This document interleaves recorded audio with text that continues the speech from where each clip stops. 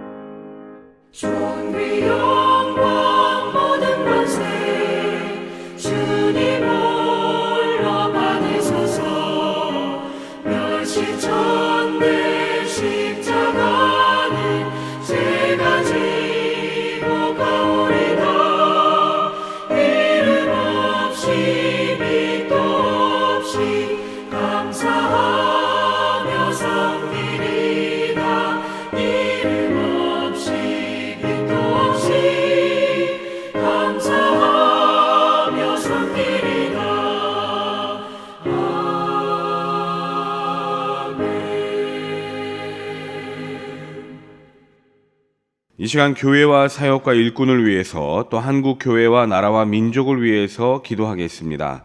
특별히 우리 교회가 생명이 풍성한 교회로 나아갈 수 있도록 코로나 바이러스의 조속한 퇴치와 12월에 있을 수능과 수험생들을 위해서 다 함께 주여 한번 부르짖고 기도하겠습니다.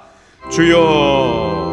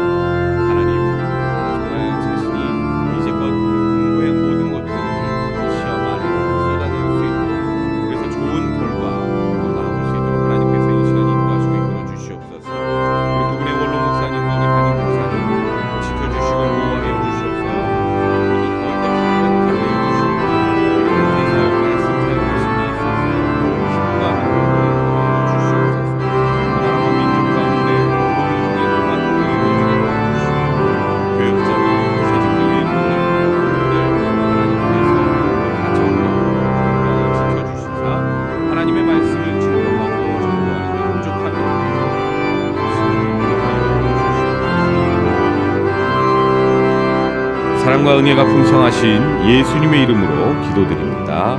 아멘. 이 새벽에 하나님께서 우리에게 주시는 말씀은 사사기 6장 1절에서 6절까지의 말씀입니다. 구약 성경 369면입니다. 사사기 6장 1절에서 6절까지의 말씀을 봉독합니다. 이스라엘 자손이 또 여호와의 목전에 악을 행하였으므로 여호와께서 7년 동안 그들을 미디안의 손에 넘겨주시니 미디안의 손이 이스라엘을 이긴지라. 이스라엘 자손이 미디안으로 말미암아 산에서 웅덩이와 굴과 산성을 자기들을 위하여 만들었으며 이스라엘이 파종한 때면 미디안과 아말렉과 동방 사람들이 치러 올라와서 진을 치고 가사에 이르도록 토지 소산을 멸하여 이스라엘 가운데에 먹을 것을 남겨두지 아니하며 양이나 소나 나귀도 남기지 아니하니 이는 그들이 그들의 짐승과 장막을 가지고 올라와 메뚜기 떼같이 많이 들어오니 그 사람과 낙타가 무수함이라. 그들이 그 땅에 들어와 멸하려 하니 이스라엘이 미디안으로 말미암아 궁핍함이 심한지라. 이에 이스라엘 자손이 여호와께 부르짖었더라. 아멘. 오늘 이 새벽을 깨우신 우리 노량진의 교우님들과 그 가정 가운데 하나님의 큰 은총과 보호하심이 함께 하시길 바랍니다. 요즘에는 세상이 참 많이 변했습니다. 서울 곳곳을 둘러보면 참 삶의 환경이 많이 달라졌구나 하는 걸 느낄 수 있고요. 또 사람들이, 특히 젊은 사람들이 이 사물을 대하는 태도가 참 많이 바뀌었구나 하는 생각을 합니다. 예전 분들은 참 아끼며 사셨습니다. 그래서 그런지 웬만하면 잘 안 버리시죠. 뭐든 바리바리 다 싸가지고 다니십니다. 제가 아는 어떤 분은 부모님 모시고 사시다가 새 아파트로 이사를 하셨는데 이사하는 날 속이 터져서 아주 혼이 났다고 하소연하는 것을 들었습니다. 새 집으로 이사를 하면 새로운 마음으로 좀 버릴 거는 버리고 떠났으면 좋겠는데 이 부모님들이 뭐든 다 가져가시려고 한다는 거예요. 심지어는 마당에 상추를 심어놨던 그 흙도 퍼가시겠다고 하면서 어디서 저런 좋은 흙을 구하겠느냐, 저런 거 구하기도 어렵다 하면서 흙까지도 아파트로 가져가겠다고 떼를 쓰시더라는 겁니다. 물론 어른들이라고 해서 다 이 정도는 아니겠지만 대부분의 어른들은 이렇게 아끼며 사셨고 함부로 버리지 않으셨습니다. 그런데 요즘 사람들은 어떤가? 요즘 1년 핸드폰 폐기량이 얼마나 되는 줄 아십니까? 이것도 몇 년 전에 조사한 것이긴 한데 대략 1,300만 대가 폐기된다고 합니다. 이 말은 대부분의 사람들이 1년에 한 번씩 전화기를 바꾼다는 말입니다. 어떤 분은 100만 원짜리 핸드폰을 샀다가 자신이 원하는 더 좋은 기종이 나왔다고 하면서 금세 다른 핸드폰으로 바꾸는 걸 봤습니다. 실증 나면 100만 원이 되든 얼마가 되든 개의치 않고 바꾸는 게 요즘 사람들의 모습입니다. 아무래도 살아온 세상이 너무 달라서 그런 거겠죠. 저를 포함한 젊은 세대들은 전쟁을 모르는 세대들입니다. 독재 정권이 어떤 건지 모르고 5.18 광주 사태가 무엇인지 모릅니다. 그런 것들은 교과서를 통해서 배웠지 실제로 경험해 본 사람들이 아닙니다. 보릿고개라는 것도 말로만 들어봤지 실제로 배고파 본 사람이 몇 되지 않습니다. 이런 환경 속에서 자라온 젊은 세대들은 이전 세대들과 생각하는 게 달라도 너무나 다릅니다. 어른들이 이 젊은이들을 이해하려 한다면 그건 어찌 보면 오만일지 모르겠습니다. 절대로 요즘 사람들을 쉽게 이해할 수가 없을 겁니다. 부모님 세대는 힘들고 어려운 상황 속에서도 정말 악착같이 사셨죠. 배고프고 힘들고 고된 삶이었지만 그래도 더 잘 살아보겠다는 희망을 가지고 열심히 사셨잖아요. 그런데 요즘 세대들은 이전 세대에 비해 그런 의지가 좀 부족합니다. 물론 사회적인 분위기가 그렇게 몰고 가는 경향도 있습니다만 확실히 이전 세대들보다 의지가 좀 약합니다. 이렇듯 요즘 세대들은 이전 세대들과는 먹거리도 다르고 사물을 대하는 태도도 다르고 삶의 환경이 달라도 너무나 다릅니다. 다른 것까지는 이해를 합니다. 그런데 문제가 있습니다. 삶의 모습의 차이만큼이나 이전 세대들과 요즘 세대들 간의 마음의 거리가 너무 크다는 겁니다. 생각의 거리가 너무 멀다는 겁니다. 그래서 어른들과 젊은이들 간의 대화가 별로 없습니다. 어른들은 요즘 젊은이들과 대화가 안 된다면서 요즘 젊은 사람들이 참 되바라졌다느니 말이 안 통한다는 이런 말씀을 하십니다. 그런데 또 거꾸로 젊은이들도 어른들을 향해서 말해봤자 소용이 없다느니, 앞뒤 사방이 꽉 막혀서 대화가 안 된다느니 하며 서로를 향해 냉소적인 태도를 보이는 겁니다. 가족 간에도 부모 자식 간에도 생각의 거리가 너무나 벌어져 있어서 서로 대화하기를 꺼려합니다. 우리는 이러한 현실, 세대 간의 불화에 대해서 심각한 위기의식과 경계심을 가져야 됩니다. 오늘 우리가 읽은 이 말씀이 어쩌면 우리들에게는 일종의 경고가 되는 말씀인지 모르겠습니다.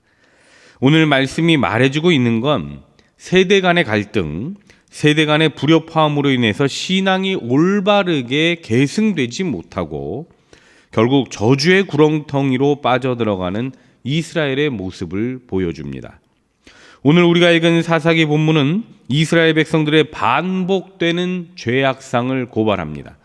본문 1절, 이스라엘 자손이 또 여호와의 목전에 악을 행하였으므로 여호와께서 7년 동안 그들을 미디안의 손에 넘겨주시니, 이 말은 사실 이전에 보셨던 사사기 말씀에서도 계속 반복되었던 구절입니다. 사사기 2장 11절, 이스라엘 자손이 여호와의 목전에서 악을 행하였으므로, 3장 7절, 3장 12절, 4장 1절, 이스라엘 자손이 또 여호와의 목전에서 악을 행하였으므로라고 말씀합니다. 이렇듯 이스라엘 백성들은 또 하나님 앞에서 죄를 지으며 살았습니다. 그러면 왜 이스라엘 자손들은 이렇게 반복해서 죄를 지었던가? 그것은 이전 세대들에 반해서 자녀 세대들은 하나님을 제대로 알지 못하고 하나님께서 행하신 일들을 배우지 않았기 때문에 그렇습니다. 그러면 왜 다음 세대가 하나님을 제대로 알지 못했는가? 원인은 두 가지겠죠.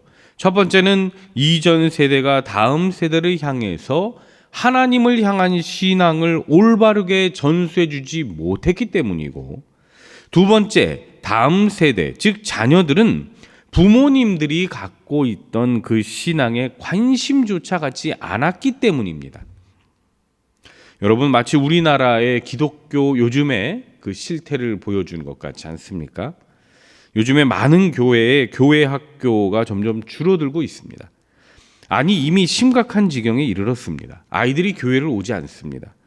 부모님들이 항존직인데도 자녀들이 교회를 나오지 않는 경우가 태반입니다.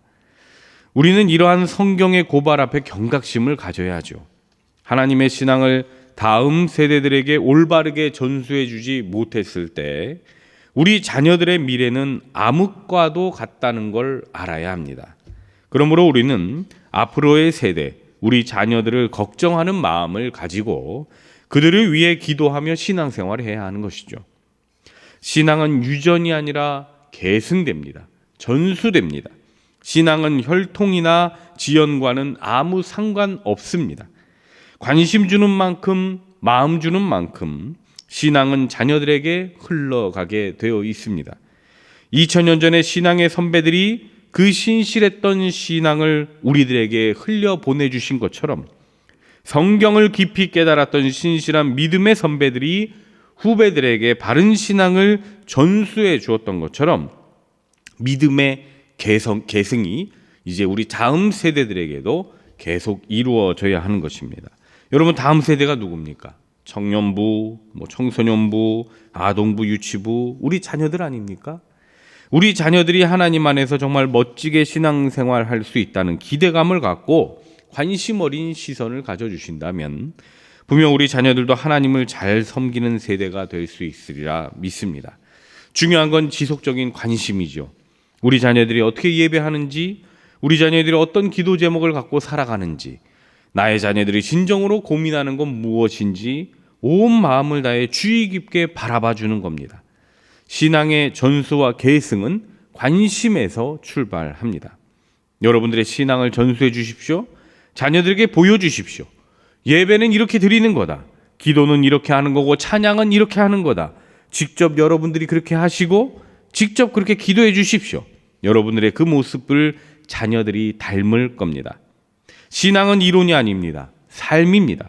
말만 해서 믿음이 생겨나지 않고 행함을 보고 행하면서 믿음이 생겨납니다. 사랑하는 노량진의 교우 여러분, 여러분들의 아름다운 신앙의 유산을 다음 세대들에게 계승해 주십시오. 관심 가져 주십시오. 말보다는 삶으로 가르쳐 주십시오.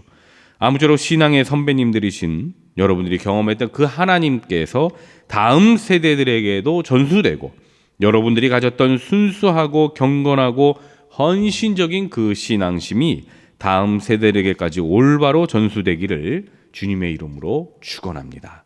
기도하겠습니다. 사랑과 은혜가 풍성하신 하나님 아버지, 오늘 사사기 말씀을 통하여 믿음의 계승과 신앙의 전수가 얼마나 중요한지 우리가 다시 한번 생각해 보았습니다.